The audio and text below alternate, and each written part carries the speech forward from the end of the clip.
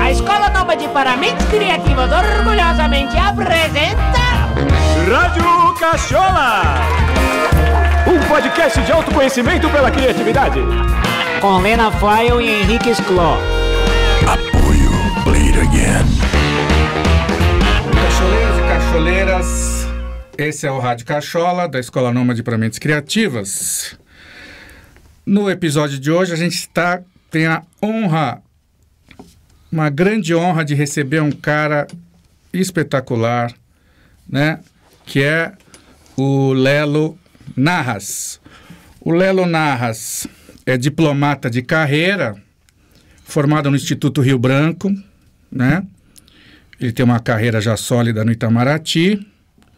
Ele também é formado em filosofia, ciências sociais e economia, toda em grandes universidades do exterior. Fala 8 línguas fluentemente e tem mestrado de relações intercontinentais, é PhD em física quântica. Já recebe... Ah, não é você? Não, sou eu mesmo. Você é o publicitário, né? Porra, meu. Ô, produção, era o outro Lelo, porra. Bom, já que você tá aí, vamos fazer com você mesmo, tá? É o publicitário, né, Lelo? Sobrou eu, né? Sobrou você, tá bom, Lelo. Esse cara aí quem é? Eu queria conhecer. pegar a conta dele no banco. Eu queria pegar a conta dele e fazer um postzinho só. Tudo bom, Lelo? Lelo, fala que eu tô... Bom, obrigado pelo convite, Carneiro. E tô aqui, vamos bater um papo, ver aonde a gente chega aqui, né? A única verdade que eu falei no texto anterior é que o Lelo é um cara sensacional, um cara bacana. A gente se conheceu no Rio, né? A gente trabalhava na MPM do Rio em 1987. Não foi antes, a gente se conheceu antes um pouco. Não? Acho que a gente se conheceu quando estava na Rhino. Quando estava na Rhino. Enfim, a gente se conheceu faz... Eu lembro que eu fui pro Rio, chegamos na sua casa, você tinha 10 garrafas de vinho lá, você não abriu uma para comemorar. É? Não, mas você economizou vinho, né? Exatamente, porque você estava acompanhando uma pessoa que a gente não... Enfim. O Lelo, ele é... Eu fiquei sabendo uma coisa que eu não sabia, fui fazer uma pesquisa sobre sua pessoa, eu fiquei sabendo que você é formado em arquitetura, meu. Exatamente. Você foi fazer a propaganda? Não, o que eu fui fazer na arquitetura? Não, na verdade é assim, eu sou arquiteto formado, tenho CAL, tudo certinho. Eu fiz arquitetura e urbanismo na Belas Artes. Quando eu fui fazer a faculdade de arquitetura, eu já era publicitário, já era diretor de arte. Entrei na faculdade com 22 anos. Entrei na propaganda, molecaço, 16, 17.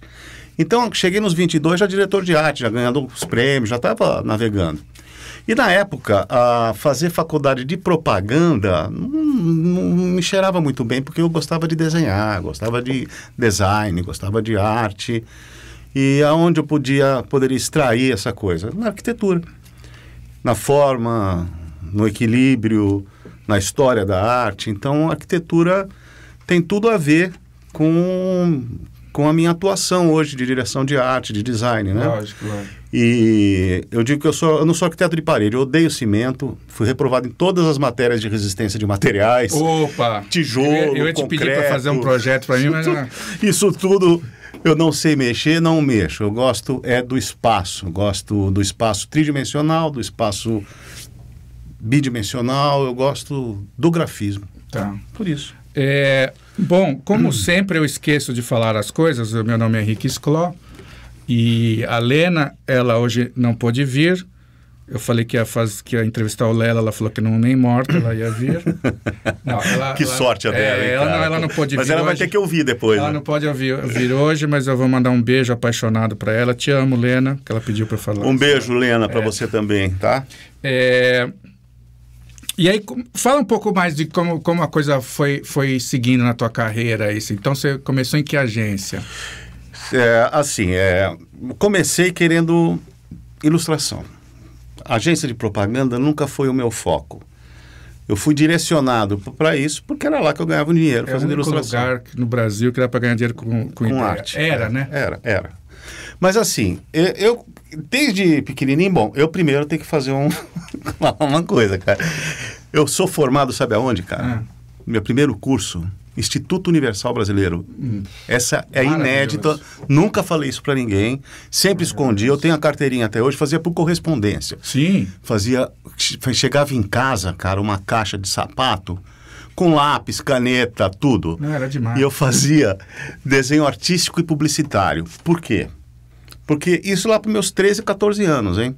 Antes eu fazia aula de pintura clássica a óleo, com uma professora. Eu ia lá na casa da velhinha, a velhinha tinha um ateliê e ficava com as tintas. Até um dia que aquele cheiro da tinta a óleo e aquela coisa toda acadêmica, o cacete, eu vomitei em cima da tela que eu estava fazendo. E aí eu falei, preciso procurar alguma coisa... E a velhinha olhou e falou assim, o teu melhor trabalho. Mais. A velhinha me levou para casa, me entregou para minha mãe. O teu melhor trabalho esse aí. Na verdade. Tem uma energia aí, tem uma coisa de dentro, ficou, assim. Aquele feijão ficou no lugar certinho. Não, e tem aquela coisa das entranhas depois no trabalho, né? O verde bilis, né? Onde você pegou essa cor? Bom, aí eu fui procurar alguma coisa de desenho de verdade. Alguma coisa que fosse mais contrastada e tal, tivesse mais a ver comigo. Aí eu fiz o IUB, Instituto Universal Brasileiro. Terminei, me diplomei, papapá. Pelo menos aprendi a mexer no bico de pena na época. Aí eu falei, puta, já tô aqui... Tá no seu currículo hoje, assim? Não, não formado? Não tá, mas eu vou colocar porque isso é muito bom, né? Universal Brasileiro. Aí, versão brasileira, Instituto Universal Brasileiro. Aí, fiz uma porrada de desenho e fui procurar onde é que eu podia ganhar dinheiro com isso. Foi em agência. Entendeu? Aí a primeira agência que eu fui foi na Denison. Que era uma grande agência. Que era uma grande agência na época. E aí eles não queriam estagiário, mas como a Denison entrava até lá dentro, entrava até vendedor de bilhete de loteria federal, eu pegava pegava meus desenhos, subia e ficava lá no estúdio, vendo os caras desenhar. Invadia, fiquei lá... Todos os dias sem ganhar um puto. Fiquei, acho que 1 ano lá.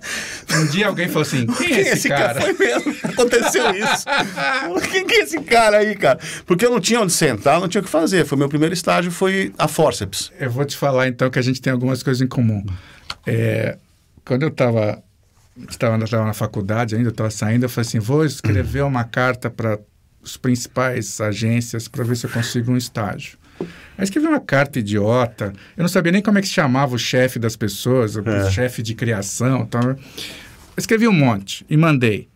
Uma pessoa, coitada, ela se arrependeu o resto da vida, foi o grandíssimo Hans Daman. Lembro, que era a tia. Era o cara, assim, Era tia. Na época dele era o melhor texto da propaganda, tal, não sei o quê, e ele era o diretor de criação da Denison. Foi nessa época. Então, aí ele me chamou para me conhecer. Porque naquela época também tinha isso. Era fácil se falar com... Eu falei com muito diretor de criação naquela época. Era fácil se marcar. Era o Rasdama, o Alex Pericinoto também, da UMAP, que foi lá. E aí eu fui lá e mostrei para ele. Me tratou... Ele era uma gentileza, né? Um lordzão, né? Me tratou muito bem e tal. Eu fiz que nem você, só que com ele. Eu chegava lá uma vez por semana, eu quero falar com o Rasdama para mostrar uma coisa que eu tinha feito. Merda. Coitado, ele sofreu comigo. Cara, mas eu fazia isso, exatamente, eu fazia isso todos os dias. Eu entrava na agência porque não tinha recepcionista, a criação era na sobreloja lá da galeria.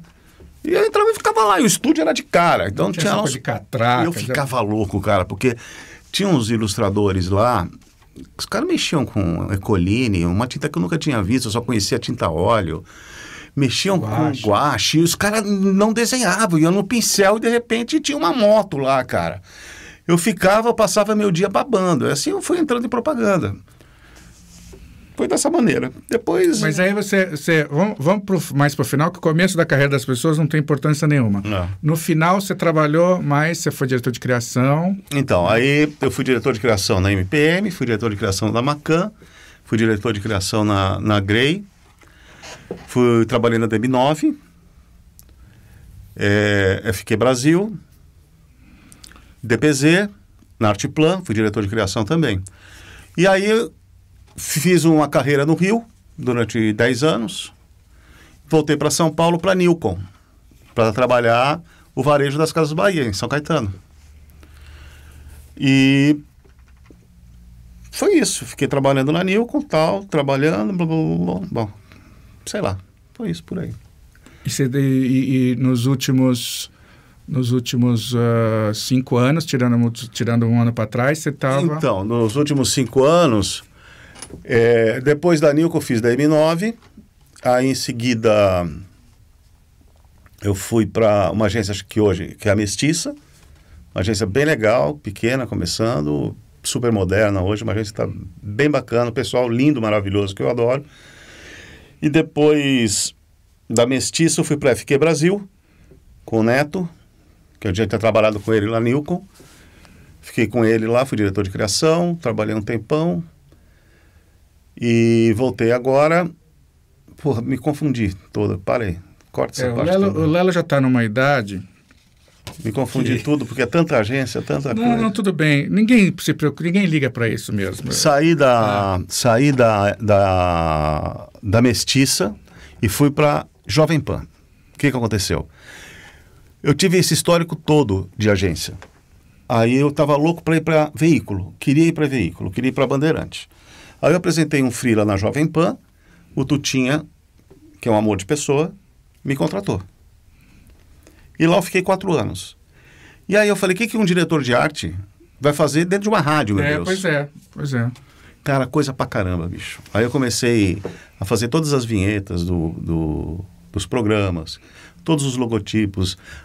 Tinham 130 afiliadas, cada uma com um logotipo diferente. Eu fiz um alinhamento gráfico, arquitetura da marca, tudo. E aí eu comecei a partir para projetos. Isso que é a parte mais legal de tudo. Porque toda essa cultura de agência tradicional que eu tinha foi quebrada na Jovem Pan. Porque na Jovem Pan eu precisei fazer branded content, juntar as marcas, né? Precisava criar a multiplataforma da rádio, o Instagram, o Twitter. Porra, o Twitter da rádio era o segundo maior Twitter do mundo com Pânico. Caramba. Então começamos a monetizar isso também. Começamos a monetizar o Instagram. Começamos a não fazer mais só espaço de 30 segundos de voz, de áudio, de sonora. A rádio parou de ser só áudio. Ela começou a ser internet. O Tutinha começou a introduzir o streaming. Então tudo isso começou a virar imagem, começou a virar coisas. Isso daí começou a me consumir muito criativamente. E começou a usar partes da minha criatividade que eu não usava. E me despertou uma coisa maravilhosa, que é criar conteúdo para a marca. Então eu comecei a fazer brand content com as marcas. E a gente fazia um puta de um projeto, como foi o projeto com Tomorrowland, com Trident, fizemos um monte de projetos vencedores, assim. E isso acabou me tirando completamente o foco de agência tradicional. E hoje eu digo que eu sou um criativo que não gosto de fazer outras coisas, que não seja aquilo que eu já fazia lá atrás. Isso vem ao caso, porque uma das perguntas que eu vou fazer assim, você é criativo? Olha, depende do como você está conceituando se eu sou criativo. Eu acho que eu sou, porque eu vivo disso, né?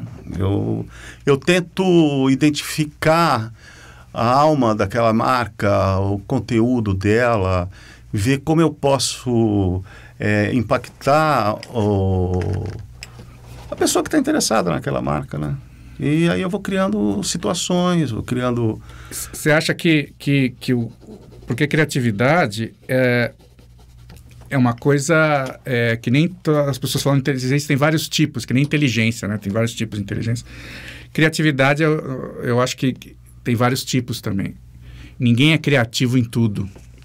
Até porque você não suportaria a insegurança de estar sempre buscando coisas novas, no jeito que você escova o dente, no jeito que você come, que se veste e que fala com as pessoas. Todo dia você criava uma língua nova, assim, ninguém ia suportar. Em geral, existe um equilíbrio. Quando você é muito criativo numa coisa, tem uma outra coisa em algum outro ponto da tua vida que você é muito conservador, que eu acho que é até uma compensação, né? Eu, por exemplo, eu detesto que mexam na minha mesa, né? Uhum. Que mexam nas minhas coisas. O pior dia da minha vida é dia de mudança, um monte de gente mexendo nas minhas coisas, sabe? Então você fala assim, pô, mas você é um cara criativo, você tem que, né? Essas novidades, não, você tem aonde você concentra, porque como é uma coisa que é angustiante, por mais interessante que seja, mais legal que seja, você está botando o teu na reta, né? O tempo todo, você dá uma certa ansiedade, você cria um puta de um projeto E enquanto você não vê se dá certo ou não, você fica, né, fica angustiado. Eu concordo com você. Eu acho que realmente eu sou uma pessoa criativa dentro da área que eu atuo, né? Porque assim, você tem médicos criativos. Sim, todo mundo é. Você tem caminhoneiro criativo. Eu sou um publicitário criativo. Se a pergunta é essa, sim, eu me considero um publicitário criativo. E adoro o que eu faço, entendeu? Tanto que até hoje eu tenho você falou a palavra agonia, você falou a melhor palavra do mundo. Eu sou um cara completamente agoniado quando eu começo a criar. Então eu tenho um projeto... eu não faço mais campanha publicitária, nem gosto muito de fazer. Eu gosto de criar situações. Eu gosto de contar história, da marca, de fazer essa marca se envolver com as pessoas. É isso que eu gosto de fazer, é isso que eu aprendi a fazer na Jovem Pan, é isso que eu estou estudando e esse é o meu caminho. Então, eu não quero mais criar títulozinhos e campanhas ou um puta filme só para ganhar um prêmio. Eu gosto de criar alguma coisa que é toda, né? Que aí ela capilariza em todas as plataformas, né? Essa ideia. Só que para você criar uma coisa dessa, eu fico muito mais agoniado ainda, porque são tantos tentáculos que essa ideia tem que ter, se referindo às mídias, né? Que ela não pode, ela tem que ser muito forte. E aí quando eu sento de frente para o computador, olha aquela coisa que está tudo na minha cabeça, para eu conseguir expelir isso, cara, eu te juro por Deus, é uma dor de estômago, é um nervosismo. É que nem lá na sua aula de pintura, né? Exatamente, aquela vomitada, né? Aquela vomitada. Eu começo a tremer, realmente eu me sinto mal quando começo a criar. Olha, bem a propósito, o último artigo lá do meu blog, o título é: se você não sente um frio na barriga, você não está sendo criativo. Cara, então, tá vendo? Eu sou um cara criativo. Porque eu sou capaz até de vomitar, porque eu fico muito nervoso, fico muito tenso, entendeu? Porque se você não está sendo criativo, é o que eu falo muito para os meus alunos. O criativo, uma coisa eminentemente criativa, ela nunca foi feita. E se ela nunca foi feita, nunca ninguém julgou. Nunca ninguém julgou, não existe um consenso sobre se a coisa é legal, se não é, se é boa, se não. Obviamente, a gente vai ficar inseguro enquanto a gente não obter o resultado prático. Né? E uma das coisas, assim, porque esse caminho profissional, esse caminho criativo que eu estou fazendo já de uns anos para cá, que uns chamam de brand content, outros chamam de storytelling, cada um tem uma coisa... Ele é mais complexo, a timeline dele é muito maior do que uma campanha. Porque você tem que amarrar todos os pontos. Então, é como se você escrevesse um livro de 400 páginas, com 200 personagens. Então, é muito difícil você alinhar isso na sua cabeça no começo, entendeu? Então, esse começo é angustiante. Depois que a coisa desenvolve, começa a alinhar, aí, aí tá legal. Aí dá para qualquer um entrar no meio da história, contribuir, ir fazendo, aumentando, porque aí você já tem aquela raiz toda pronta. Isso me deixa... Só de falar nisso eu já fico nervoso, porque... Não vai vomitar aqui, por favor. Você estava falando de estudo aí, né? Eu tenho uma pergunta que eu gosto de fazer para quem é diretor de arte, como eu fui redator também, e a gente tem uma relação que nem marido e mulher, né? A gente se ama, mas se odeia ao mesmo tempo. Eu tenho umas dúvidas sobre direção de arte que eu gostaria que você pudesse me esclarecer. Se eu conseguir, né, cara? Você se arrepende de não ter estudado mais para poder ser um redator, por exemplo? Puxa vida, cara. Essa piada é velha, hein, Carneiro? Não é velha que eu criei hoje. Não criou. Então você não é um cara criativo. Não, eu não sou. Não, em piada, acho que não. Não, eu dizia também que se diretor de arte pensasse, ele seria redator. É verdade, é verdade. Como Só que uma imagem vale por 1000 palavras, não tem isso mesmo? Isso. Aí o Biso Fernandes falou assim, como se diz essa frase com imagens, né? Como é que se forma... Vai, fala. Não, pode ir. Como é que se forma um diretor de arte hoje, Lelão? Hoje em dia? Hoje. Olha, eu acho que tem que partir primeiro de uma premissa básica. O cara tem que querer ser diretor de arte. né? Porque ninguém é diretor de arte porque não quis ser diretor de arte, né? O cara tem que ser, ele tem que gostar daquilo, né?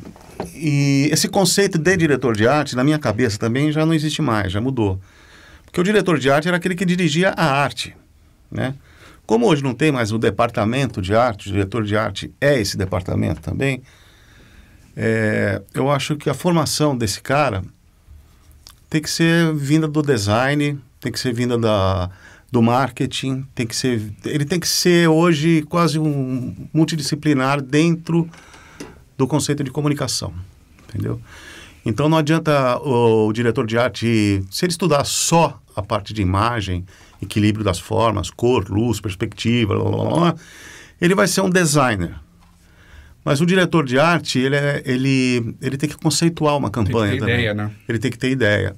Então essa formação é um pouco complicada, porque quando você fala que o diretor de arte hoje tem que ter ideia, a pergunta é, que tipo de ideia ele tem que ter? Ele tem que ter um conceito de uma campanha ou ele tem que conseguir criar isso que eu estou te falando, esse universo de ideias?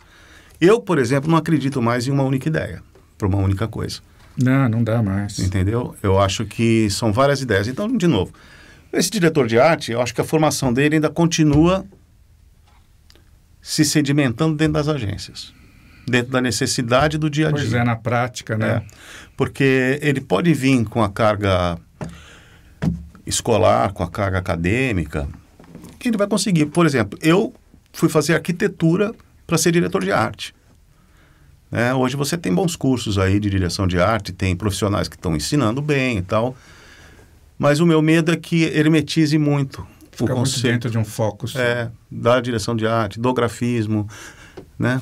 Eu acho que... Eu agora falando sério, eu sempre achei a posição e o ofício de diretor de arte muito mais complicado e complexo do que o de redator. O redator, ele precisa dominar, simplificando ao máximo, né? Ele precisa dominar a língua, né? Ele precisa saber escrever. O diretor de arte, ele tem que lidar com muitos conceitos complexos, né? Essa lista que você falou aí, ele tem que entender de cor, tem que entender de equilíbrio, tem que entender de fontes, tem que entender de fotografia, tem que entender de... né? Você vai. É muita coisa. Então, na minha opinião, para se formar um diretor de arte, leva tempo. Né? Leva menos tempo do que há um tempo atrás, né? Porque... Sim, agora você tem acesso a muita coisa. O que eu acho que falta, talvez, hoje é a experiência mesmo. É mão na massa, aprender. Eu acho que a experiência é assim, como ser criativo dentro da direção de arte. Porque eu falei aquela coisa, né? Existia na verdade, naquela época a gente lidava com dois tipos de diretor de arte. O diretor de arte que era só... A gente tinha um termo pejorativo que era decorador de layout. Uhum. E tinha o diretor de arte criativo. Qual que era a diferença, né? O diretor de arte de decorador de layout ficava esperando o redator criar alguma coisa e ele fazia o layout. Ele não colaborava com a construção da ideia, do conceito.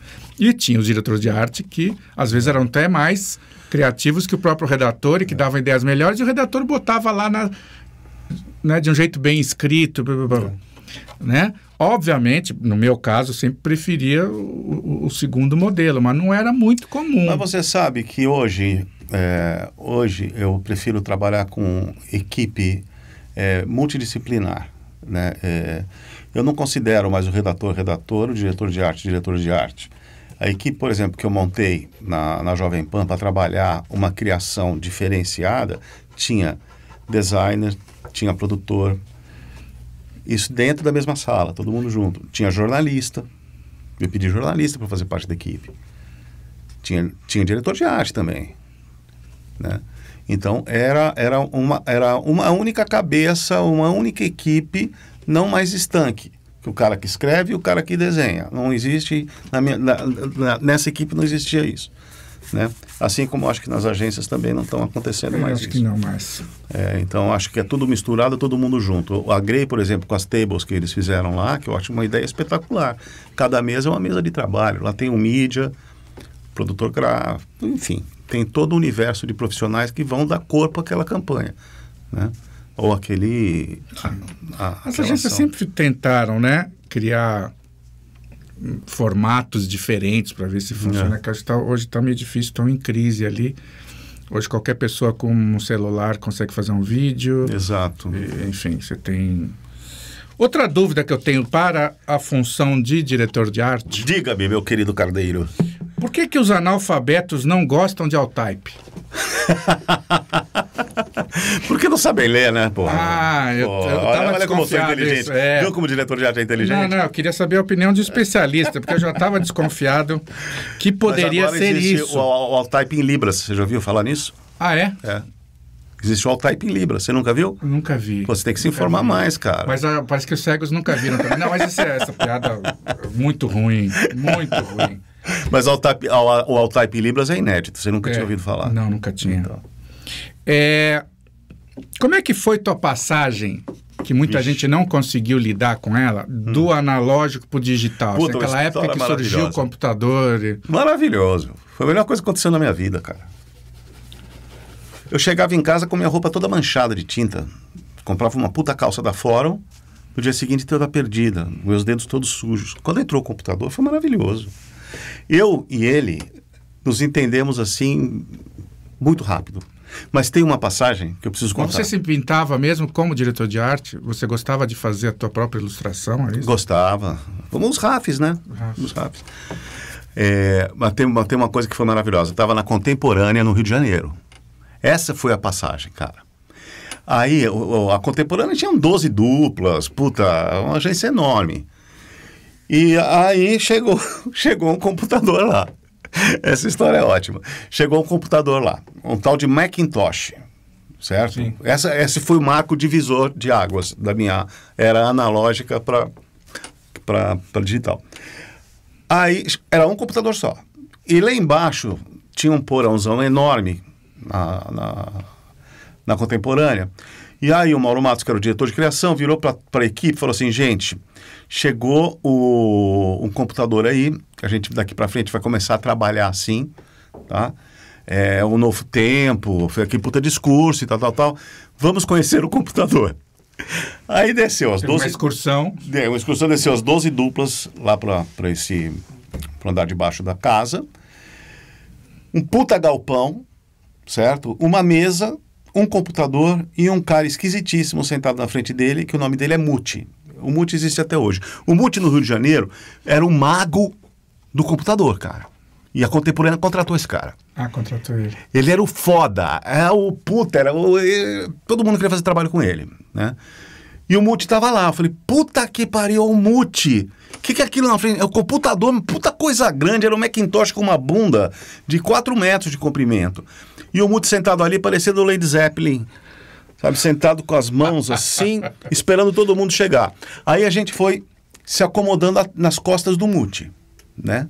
Todo mundo encoxando ele por trás, 300 pessoas, o computador na frente, o Muti ali, o Mauro Matos dá o sinal como se fosse um puta maestro, fala, bom, tá todo mundo aí, Muti, pode começar. Aí o Muti aperta um botão. Quietinho, ele só mexe um braço, aperta um botão, todo orgulhoso, tá? Faz assim. Tã... Aquele barulho. Aí eu falei, pra que essa merda precisa vir tocar essa porra? Tocar esse piano todo, esse negócio todo. Coisa caralho, né? Coisa esquisita. Fica azul e aí ele faz uma demonstração pra gente. Aí eu falei, puta, meu, olha aqui do caralho, mistura a tinta lá dentro, como é que é com essa porra? Como é que rola isso? Paintbrush. Tal. Aí eu, imediatamente, meu lado de arquiteto, de tecnologia, de pensamento, de construção, já comecei a me interessar por esse negócio e comprei o meu Performa, que eu tenho até hoje. E eu levei o meu Performa para a Contemporânea. Então, o Muti e eu eram os únicos que tinham computador, porque todos os layouts iam para o Muti. E o Muti não começou a dar conta mais. Então, foi essa transição, né? Meu Performa funciona até hoje, está arrumadinho, está no meu armário. De vez em quando eu ligo ele. Entendeu? E foi meu primeiro filho computador. Tem também que tem uns joguinhos lá que ele falou que até hoje... Então, e aí eu comprei em 12 prestações na primeira feira de informática que teve. Putz, é verdade. E aí eu tenho ele, e bom, e aí daí pra frente eu nunca mais peguei no papel, no lápis, na tinta. Eu hoje já não sei nem desenhar de arte mais. que teve dificuldade nessa passagem, né? Não, resistiu muito. Muito, né? Teve bastante, Não muita. Não via... A gente tem que saber... É a questão dos adaptação, padrões mesmo, né? De você estar tão cristalizado nas tuas crenças e no teu... É normal isso, né? Quer dizer, aparece uma coisa área de conforto, né? O cara já sabe ele desenhar. vai ter que aprender outra coisa a partir de uma certa idade que ele não está disposto não tá a aprender. afim, E não consegue enxergar a vantagem que ele vai ter. Ele não está fazendo um favor para o empregador, nem para o cliente. É para ele, né? Então... É isso que a gente está falando agora, essa coisa de se adaptar, de mudar, de acompanhar, é um outro processo que eu estou passando hoje. Hoje eu estou passando um processo muito louco, de 4 anos para cá, 3 anos para cá, que é não gostar mais do que eu fazia. Eu não gosto mais do que eu fazia. É bom, ué.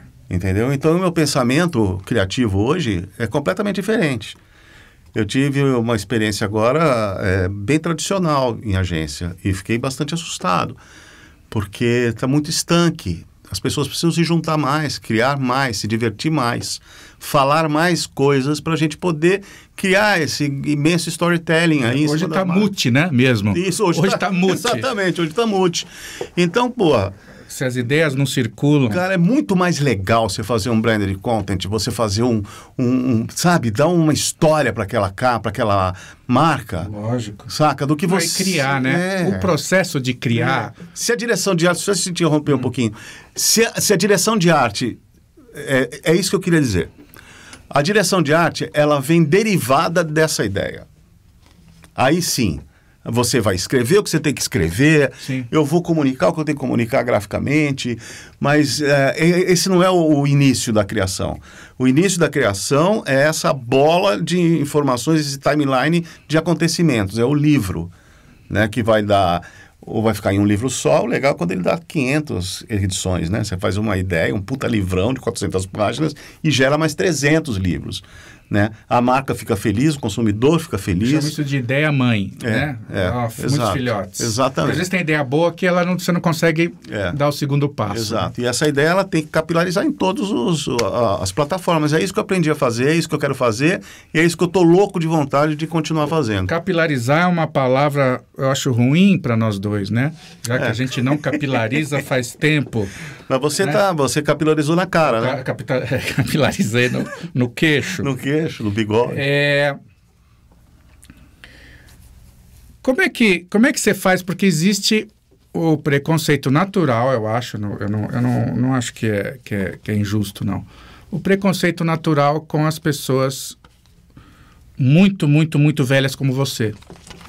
Como assim? Você está falando que eu sou velho, pô? Eu ainda vou passar por isso, mas você que é muito velho, como é que você lida com isso? Principalmente quando a gente está falando de coisas que são hoje as que estão aí, né?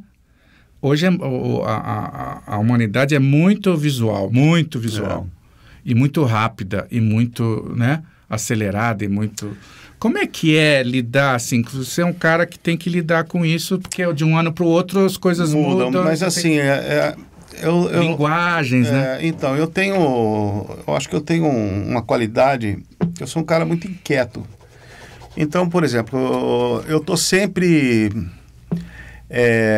não é que eu estou sempre buscando, eu estou sempre vivendo as mudanças. Então, eu acabei de ser chamado para fazer a palestra no Pixel Show, que é o maior festival de criatividade da América Latina.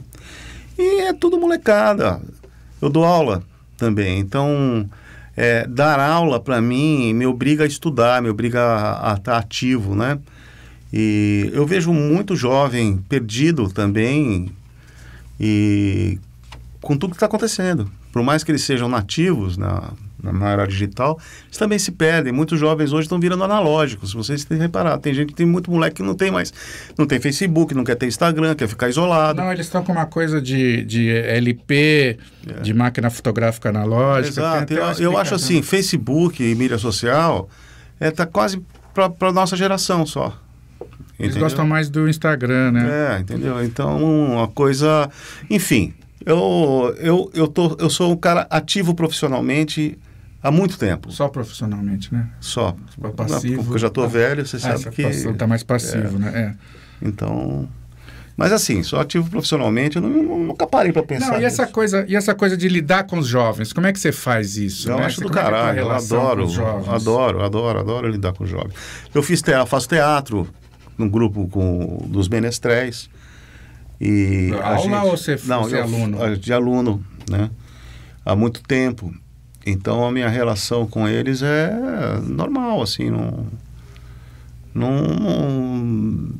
o que eu posso ajudar e que eles podem ajudar. A questão para mim é linguagem, né? Assim, respeito mútuo, entender e respeitar os valores, o valor que a outra pessoa tem, eventualmente, né? Muitas vezes você pega um arquétipo e fala assim, não, esse tipo de gente não me interessa. Né? Eu também não sinto isso. Eu tô te perguntando porque ver como é que você lida. Eu nem vejo essa porra, cara, na boa. Eu nem vejo. É uma coisa que eu não presto atenção. Tá, é um jeito, né? Talvez eu não presto atenção porque eu começo a me envolver com as coisas de tal forma que eu nunca me senti sendo ou excluído ou algum preconceito em relação a isso. Não. Até porque eu só tenho 33 anos, né? Não, pois é. Tá bem acabadão, mas... Você é daquele tipo de diretor de arte chato pra caralho, que, assim, quer fazer layout no prato de comida, né? Porque pra ele ficar mais... Sim. É? Você faz com tudo isso? Não, a minha mesa eu tenho 2 toques. Um é com horário. Hoje, por exemplo, eu sofri pra cacete porque eu me atrasei. Chegou atrasado, 20 minutos, você viu que é 20 minutos.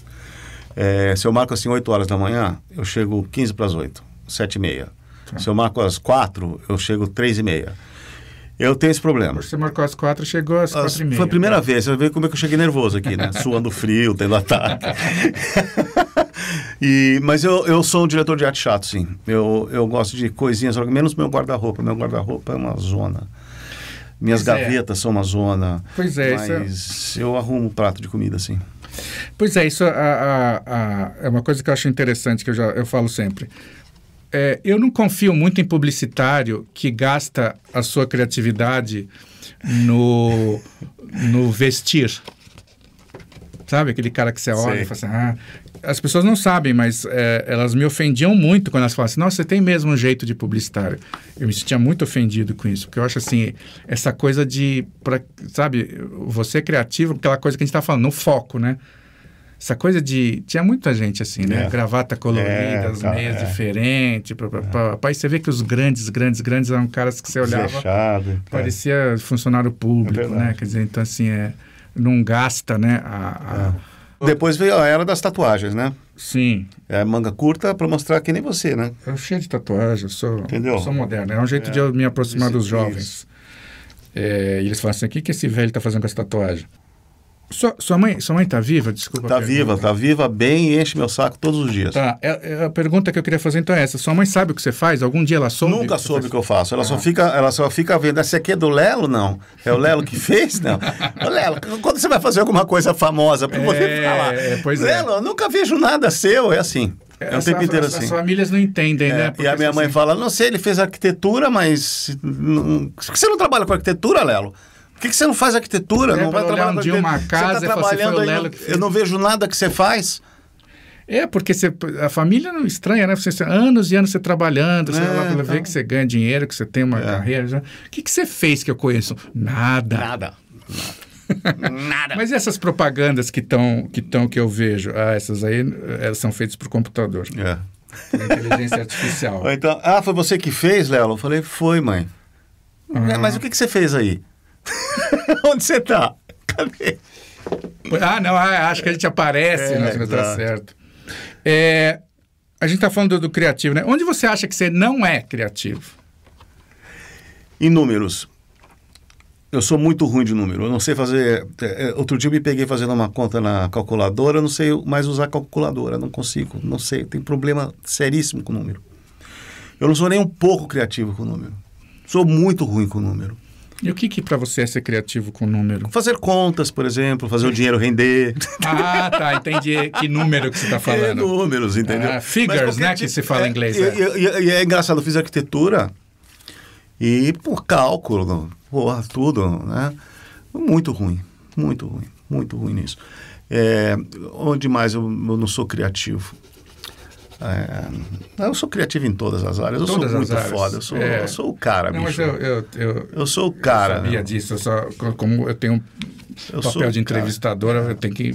Eu não consigo enxergar aonde eu não sou criativo. Pois é. Entendeu? Eu sou muito bom. É comum isso, né? É o ego, né? É muito comum, E onde você investe tua fortuna hoje, Lelo? Eu invisto em... As pessoas têm assim a coisa publicitária. Eu invisto nos juros do banco. Eu invisto no Itaú, invisto no Santander. Eu ajudo os donos, os caras a ficarem mais ricos lá. Lá no site da Escola Nômade para Mentes Criativas, eu instituí o mês passado a frase do dia. Então, todo dia tem uma frase que, na verdade, eu comecei a fazer frase há muito tempo atrás, então eu estou pegando. E tem uma delas que é bem a propósito, que fala, um dia tudo isso será seu, disse o banqueiro ao seu herdeiro olhando para as casas dos clientes. Né? Legal, exatamente. Dia, tudo isso será seu. Então, eu invisto meu dinheiro para esses caras aí. A gente está falando agora há pouco da tua mãe, né? Mamãe. Teus filhos têm vergonha de você ou não? Eles acham que... A Malu? Olha... Você tem uma filha só? Tenho uma filha só. Faz medicina. Ela foi a normal, né? Ela faz medicina, está no 3º ano de medicina. Maravilhosa. Não quis ser publicitário. É mesmo? Porque ela viu quanto a gente sofre, né? Nem os meus filhos também não. A Malu não quis ser. A Rita, minha mulher, é publicitária, ela é de marketing. E é designer também. Aliás, era minha cliente. E aí a gente teve a Malu vindo esta situação, falou, de jeito nenhum. Meus filhos nem cogitaram, não foi nenhuma coisa assim, não vou fazer, não teve nem essa conversa. Não teve, ela sublimou. Outra coisa. Não quis saber. Meus filhos, eles são tem um modelo de geração agora que eles não são ambiciosos, financeiramente. Né? Os dois viraram professor... sabe? Vão se fuder, não vão ganhar nada nunca. Aliás, aí você entra no... Não vamos você como a gente, que somos ricos e tem que se preocupar com quantas casas a gente tem que administrar e tal. Você virou professor também, né? Exatamente. Graças a você. Graças a mim? Sim. Desculpa, Léo.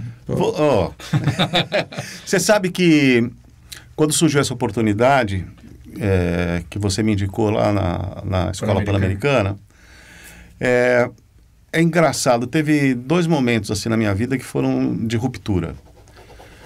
E eu não sei se é os caras lá em cima que ouvem o que eu penso, o que eu quero, mas foi assim, quando eu queria sair de agência, eu não queria trabalhar em agência mais.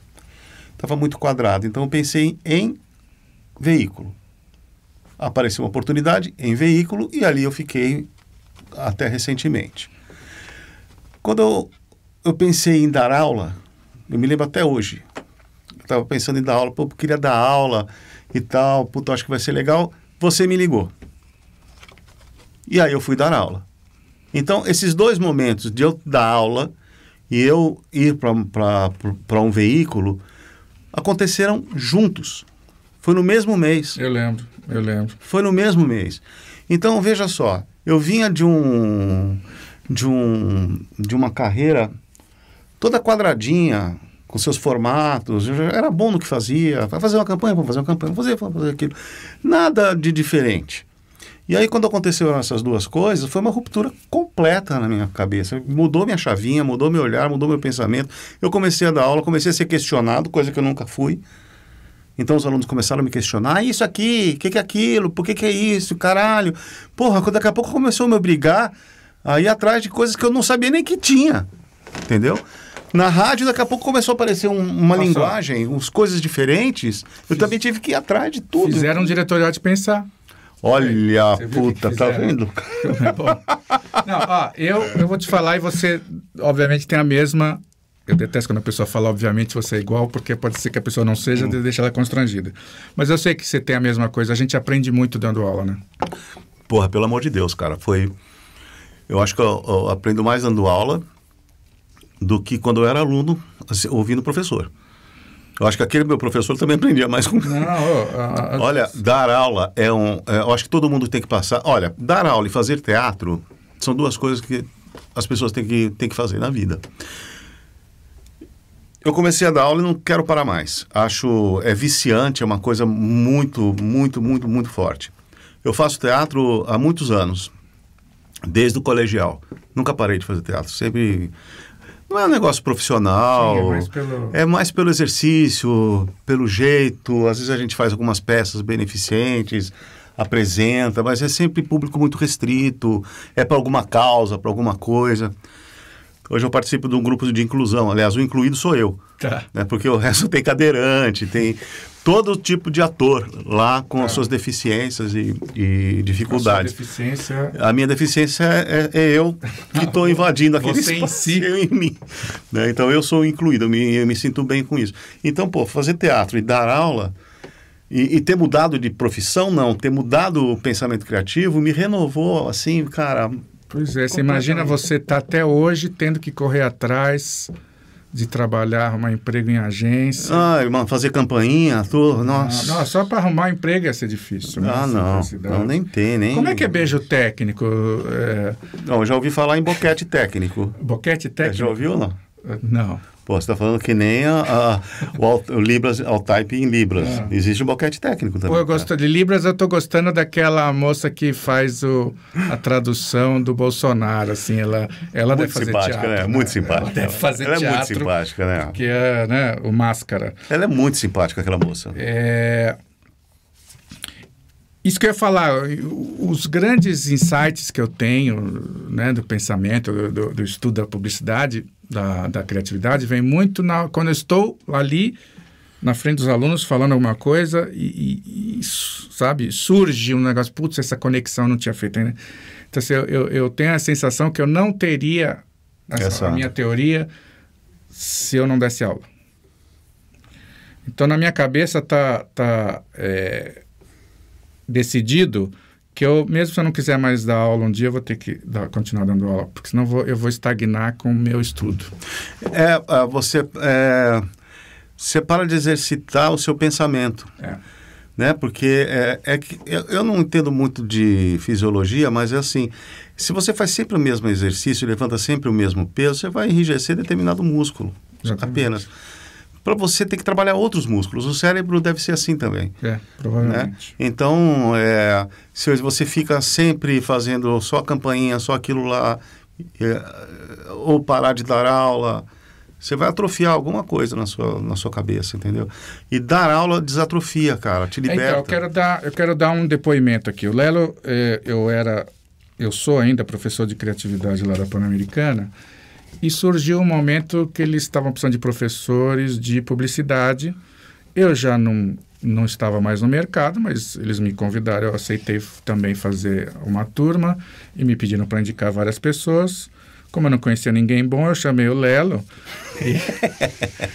Adoro o teu humor. Eu chamei o Lelo e foi legal para mim, porque quando a gente tinha as reuniões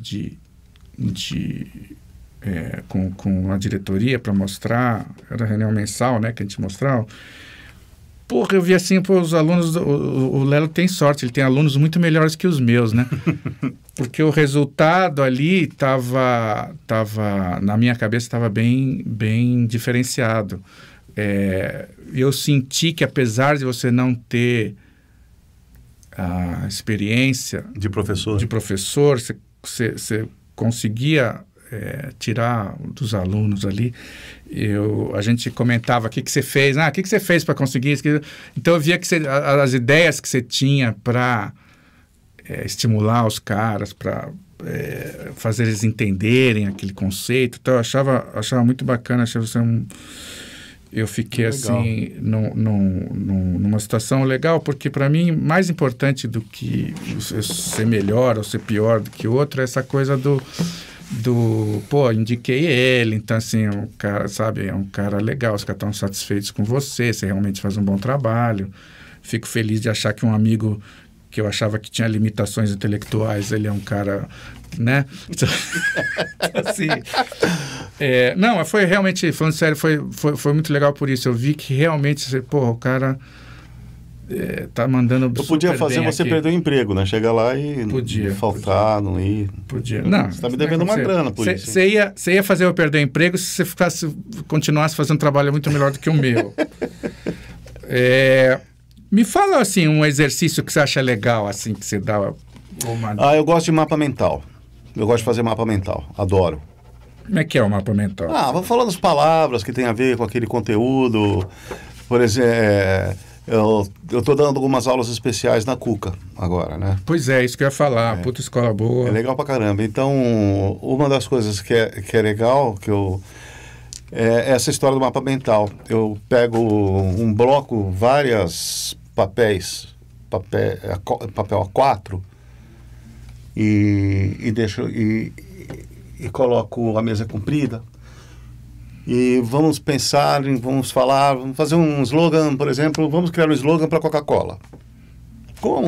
Então, cada um escreve uma palavra que tem a ver com esse conteúdo, com o objeto em estudo, que no caso estou pegando como exemplo Coca-Cola. Cada um escreve uma palavra, uma racional e a outra uma palavra de sensações.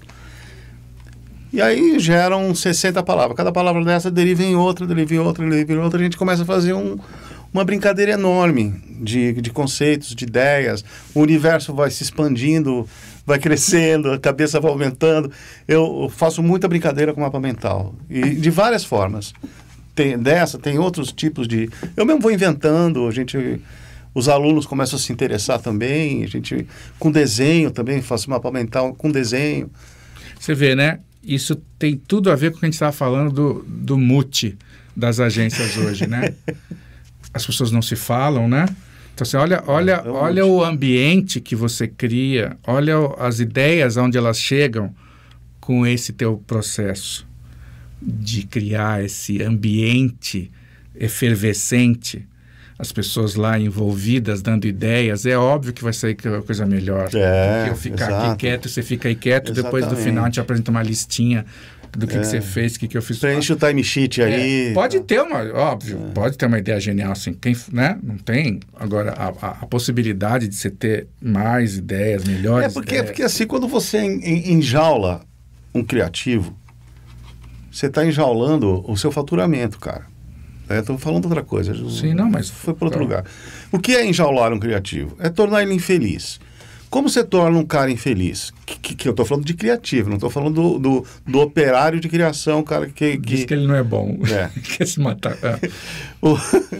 O criativo enjaulado é aquele, tem que fazer o time sheet, você tem que entregar aquele post, você tem que fazer o story direitinho, você tem que... os formatos, a head da página... isso é enjaular o criativo. O cara fica de saco cheio. Ele vai virar a noite fazendo isso. Ele não vai virar a noite tendo uma ideia do caralho, criando um puta conteúdo, né? Eu acho que esses caras, de repente, poderiam...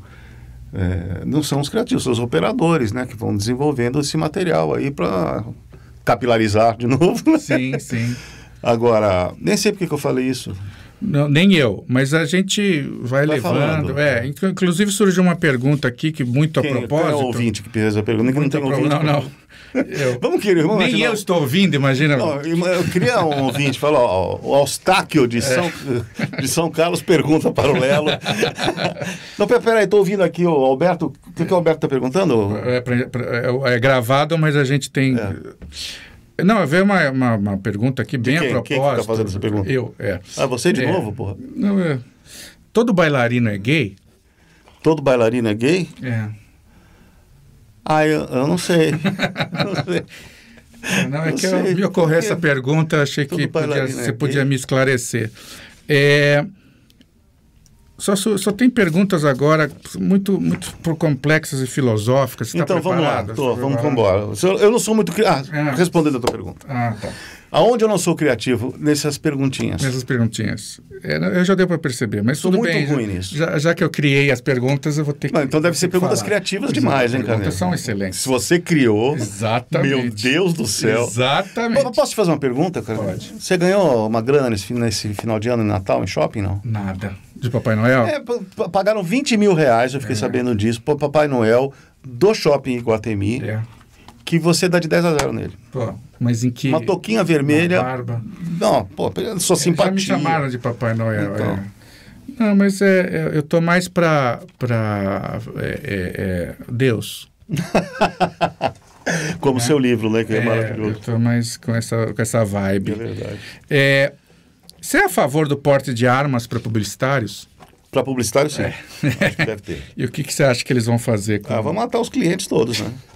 A agência ideal não tem clientes, né? Vai sair matando os clientes. Muito bem. O que vai ser o teu epitáfio, hein? Aqui se faz, aqui se paga. O meu epitáfio, cara? Puta, meu... não sei, viu, cara? Não pensei nisso ainda. Sou muito jovem. Eu acho que é bom você pensar logo. Não estou querendo, né, fazer nenhum tipo de pressão, mas é bom a gente já ter um... Eu sou muito jovem, está muito longe isso. Putz, o cara tem toque, né? É capaz dele... Não, eu só tenho 2 toques. Não sei, mas é capaz de você reencarnar, de você ressuscitar e falar assim, porra, o layout dessa lápide aqui, essa fonte, caralho. Exatamente. Né? Então, assim, vamos fazer um layout diferente e tal. Eu queria fazer, antes da gente terminar, um nosso merchandising que tem a ver com o que a gente está conversando aqui, que é o curso que a gente lançou na Escola Nômade, para Mentes Criativas, que tem a ver com isso que você falou do publicitário enjaulado. A gente leu uma pesquisa que mais de 80% das pessoas, elas não trabalham no que gostam. É um negócio... Você fala assim, 80%? Mais de 80%. Aí você fala assim, caramba, né? E por uma questão óbvia, você não vai nunca ser criativo fazendo uma coisa que você não gosta. Claro. Inclusive dentro do que você falou, o cara tá lá de saco cheio, ele não vai ser criativo. Ele vai cumprir, mesmo cumprir o time sendo sheet. uma pessoa criativa. Ele vai cumprir o time sheet. Né? Então a gente, com este pensamento, a gente criou um workshop chamado Repense-se,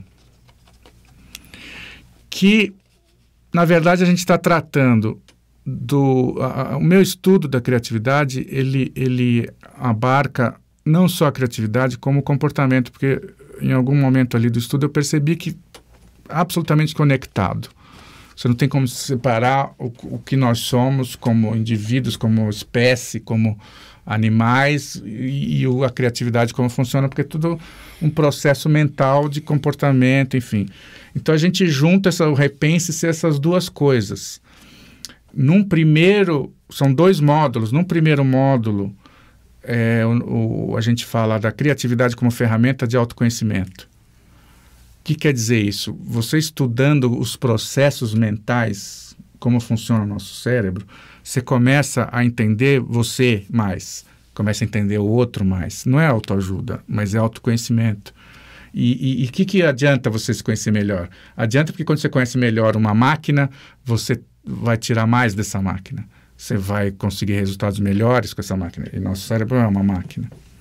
Então, nesse primeiro momento, a gente vai falar de entenda-se, né? Entende quem você é, como os outros são e tal. E no segundo momento, a gente vai falar aí sim do desbloqueio criativo.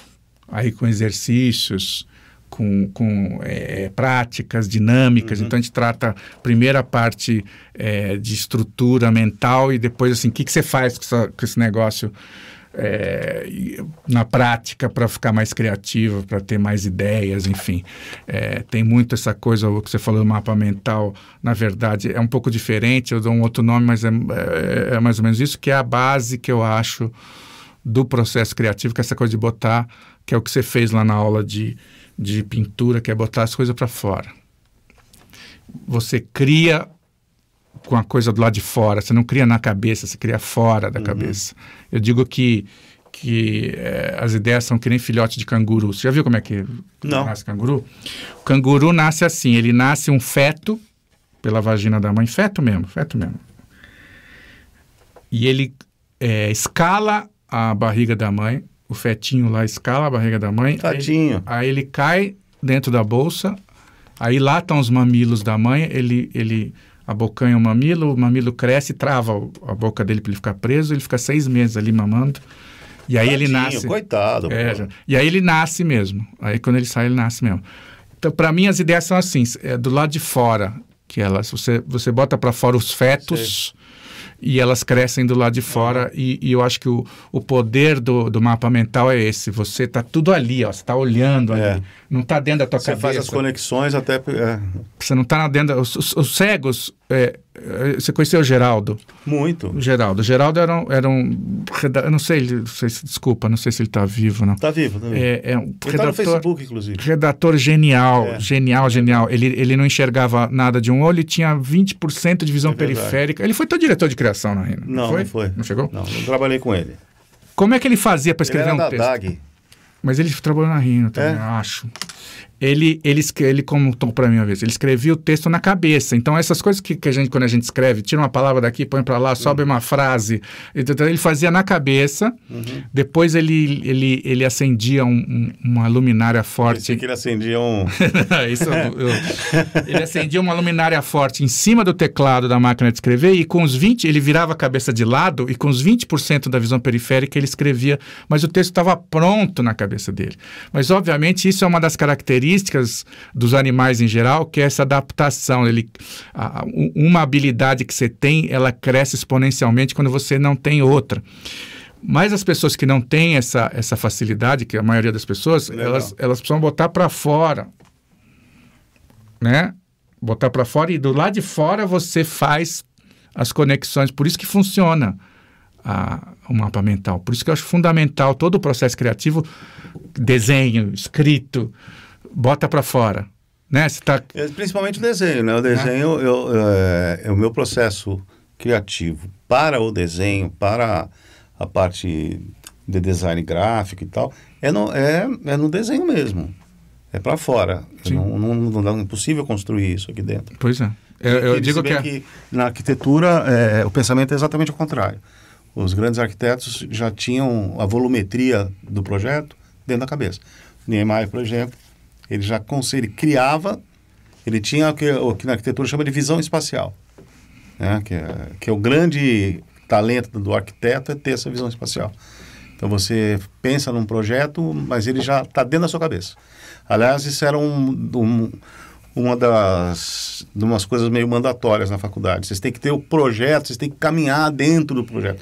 Mas aí eu acho que é uma Eu acho que isso é uma limitação, na verdade. Quando a gente fala de um Niemeyer, é fora da curva, total gênio. Então, para mim... É como o Gera também, né? O Gera, para criar um texto na cabeça, depois escrever, tem que ser gênio. Lógico. Então, assim, não é todo mundo que tem essa capacidade. A gente, né? Quando a gente estuda, a gente faz a média, né? A gente trabalha... Eu preciso desenhar muito, várias vezes, rearrumar.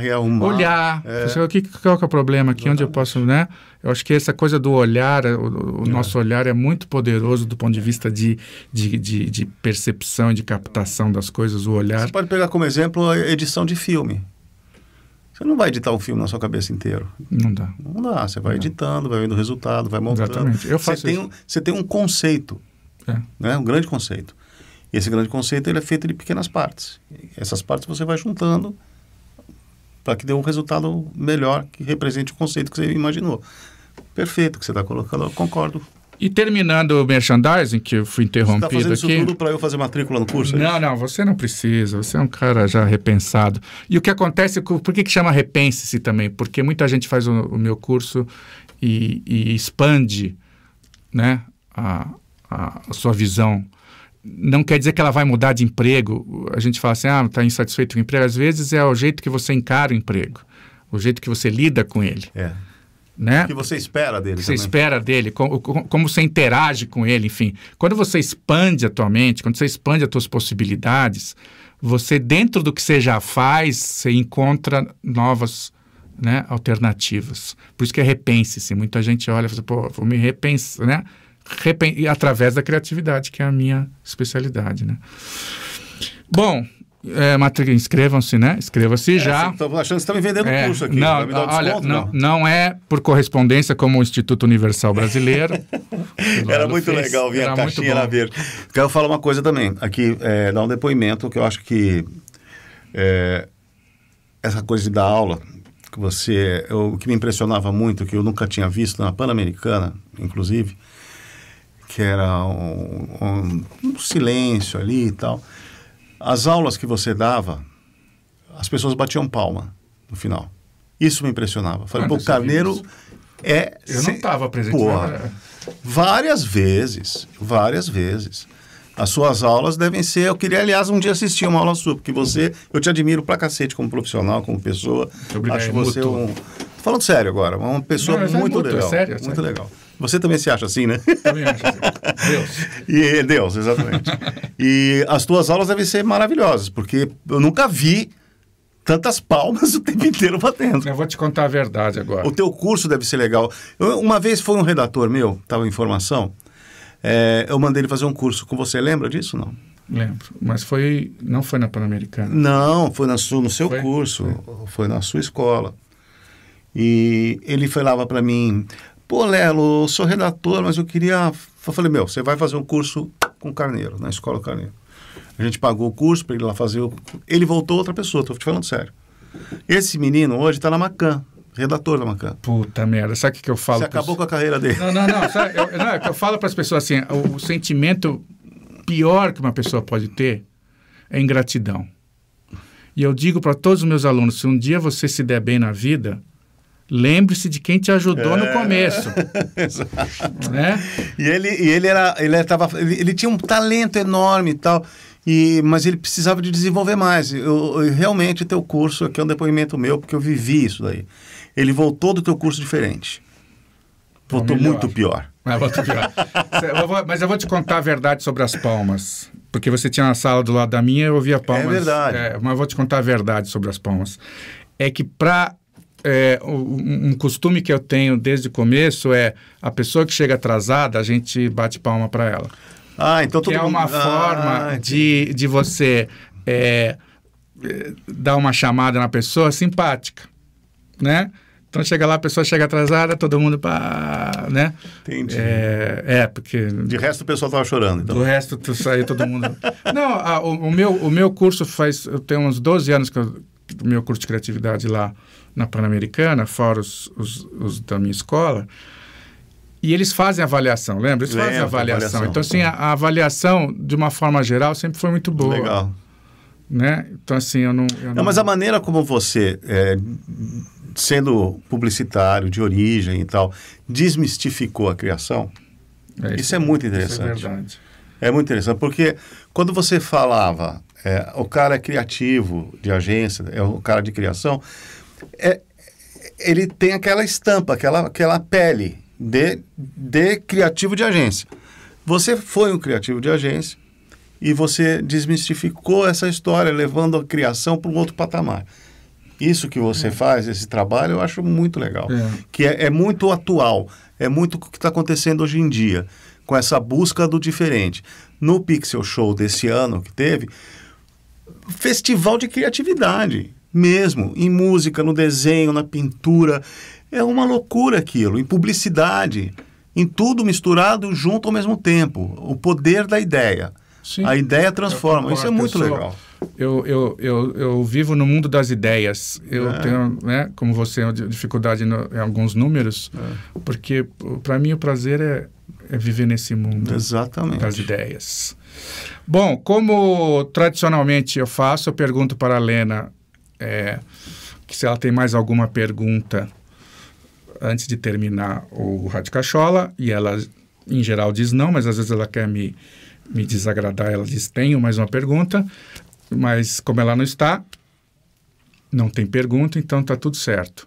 Queria agradecer aqui a presença do Lelo, ele vomitou aqui muito conhecimento para a gente, uma experiência grande, um cara... criativo, batalhador, quem não tem a nossa idade não sabe o que como é raro encontrar uma pessoa assim que ainda está com aquele tesão de fazer, de criar. Não é comum, né? Em geral as pessoas se dão uma estagnada aí porque dá trabalho, né? Dá trabalho, a gente está sempre buscando. Trabalhar dá trabalho. Não, sair da zona de conforto, chega uma hora que você não quer mais, tal, mas assim, a gente tem essa coisa que eu acho que a gente vai morrer com ela. Vai. Né? Porque assim, não me conformo. Eu tenho abstinência quando eu fico muito tempo sem criar alguma coisa. Você sabe por quê, cara? Porque a gente gosta do que faz. A gente é os 20%, era 80% que você falou? Nós somos os 20% que gostamos do que fazemos.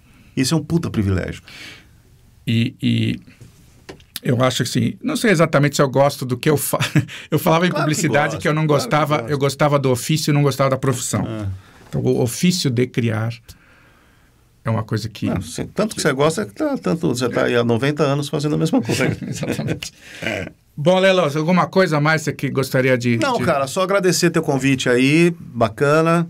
Obrigado por ter me chamado, por poder falar as bobagens que eu falei aqui. E boa sorte aí no seu curso. Obrigado, né? Que eu achei que você trabalhava na Jovem Pan, que você é um cara ainda importante. Quando eu soube que você não era mais na Jovem Pan, eu fiquei meio assim, você já estava aí? Já estava aí mesmo? Estava aí mesmo. Agora eu estou vendendo pastel na feira ali na frente. Ah, é? Tá de queijo, que eu criei um pastel lá maravilhoso. Depois você dá os contatos lá no Instagram, Facebook. Bom, essa foi a Rádio Cachola com o Lelo Narras da Escola Nômade para Mentes Criativas. Agradecer mais uma vez a Play It Again, que é onde a gente grava o nosso Rádio Cachola, e o engenheiro superintendente, vice-presidente de áudio, foi o Caio Torresan, agradecer ele também. E ficamos agora para o próximo episódio do Rádio Cachola. Muito obrigado aos cacholeiros e cacholeiras, um abraço. Partiu, tchau. A Escola Nômade para Mentes Criativas apresentou Rádio Cachola, um podcast de autoconhecimento pela criatividade. com Lena File e Henrique Scló.